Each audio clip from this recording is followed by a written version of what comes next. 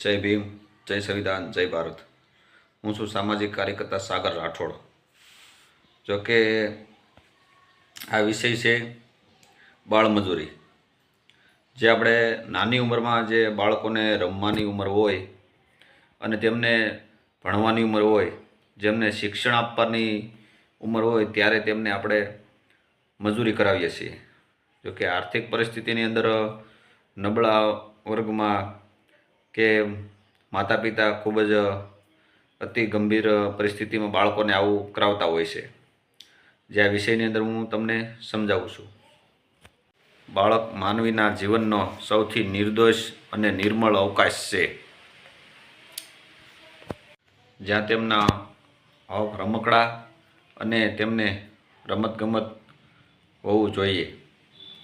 તેથી બાળક હરે ફરે અને સુસ્તબુસ્ત રહે અને સ્વચ્છ રહે। વાસ્તવિકતા એ છે કે લાખો બાળકો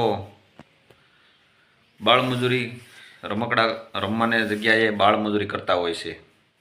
તેમાં તેમનું નાનપણ, રમતગમત અને બાળપણ તેમનું છીનવાઈ જાય છે। એટલે બાળમજૂરી કરાવવી એક ગુનો છે।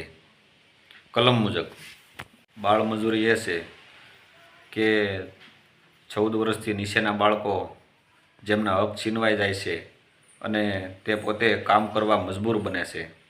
જોકે આર્થિક પરિસ્થિતિમાં આવું બની શકે, પણ આ એક ગુનો છે।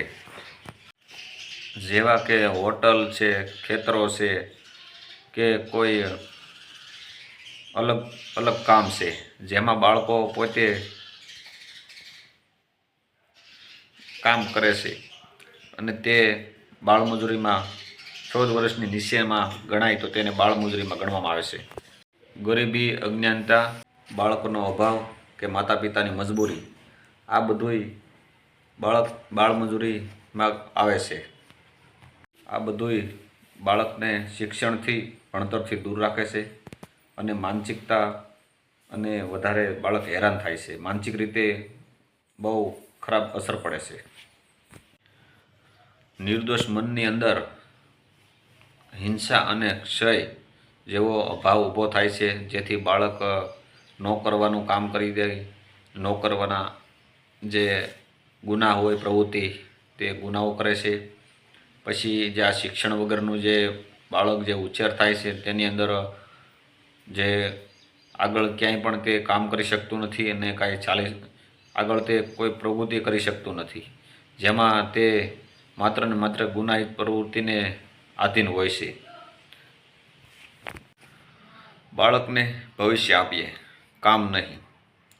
જોકે દેશને ઉજ્જવળ બનાવે અને પ્રગતિશીલ દેશ આપણો બને, જેથી કરીને શિક્ષણ વગરનું આ બધુંય અધૂરું છે।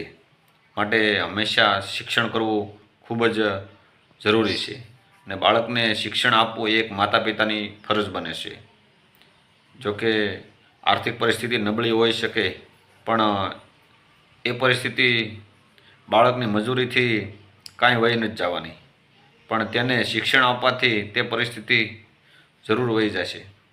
એટલા માટે બાળકને ભણાવવું ખૂબ જ, શિક્ષણ આપવું ખૂબ જ જરૂરી છે। બાળકને મજૂરી નહીં આપવાની, બાળકને મજૂરી ન આપો, તેને શિક્ષણ આપો। તે આવતીકાલનું ભવિષ્ય છે। તે કોઈ મજદૂર નથી, તે આ દેશનો નાગરિક છે। એટલા માટે બાળકને હંમેશા માટે શિક્ષણ આપો એવી મારી પ્રેરણા છે। જય ભીમ, જય સંવિધાન, જય ભારત।